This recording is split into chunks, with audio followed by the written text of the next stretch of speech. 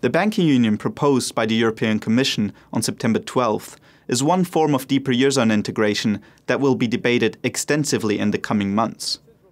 The disagreements over the current proposal show that the divergent national interests delay eurozone integration and will likely lead to a greater divide between the eurozone and the remaining 10 EU countries.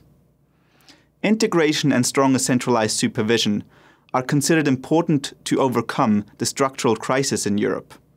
However, over the past week, government officials across the EU have stated that the current banking union proposal, one aspect of deeper integration, is unacceptable or too ambitious in its current form. The European Commission suggests 3 broad revisions to current regulation. First, starting in January 2013, the European Central Bank, ECB, should become the supervisor over eurozone banks that have asked for government assistance. By 2014, the ECB would supervise all eurozone banks. Second, once the banking union is in place, the Commission suggests centralized restructuring and pooling of funds to aid troubled banks. Third, the position of the European Banking Authority, which currently supervises the financial institutions in the entire EU, would have to be revised considering the ECB would take on a new supervisory role. The banking union for the eurozone has to be approved by the 27 EU states, and non-eurozone countries can decide to join it.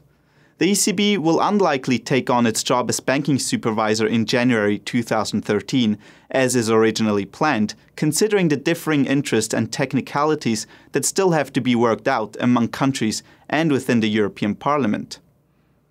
Certain eurozone countries are skeptical about delegating supervisory power of all its banks to the ECB and are against cross-border pooling of resources to bail out banks. The non-eurozone countries fear being dominated by the new supervisor that would represent the entire eurozone, potentially weaken the role of the current European Banking Authority, and force regulation upon their banks operating in the eurozone. Some of these countries are skeptical about the banking union proposal because they have large banking sectors and want to establish bank regulation that is most suited for their financial sectors. This is, for example, the case in the United Kingdom. Other countries want to be treated as equals should they decide to join the banking union, even if they currently aren't eurozone members. It is likely that a watered-down version of what is currently proposed will be implemented later in 2013. However, this will delay and affect the bank bailouts in eurozone countries. In June, the eurozone decided that the new permanent bailout fund, the European Stability Mechanism, will be allowed to directly recapitalize banks once a banking union has been created. Establishing a direct link between the banks and the bailout fund would decrease government debt. This is important for Ireland, Spain and Cyprus, countries that already have or are about to bail out their banks and therefore had to request aid. There is currently a trend towards greater eurozone integration. In June, EU officials proposed creating a genuine economic and monetary union among eurozone countries.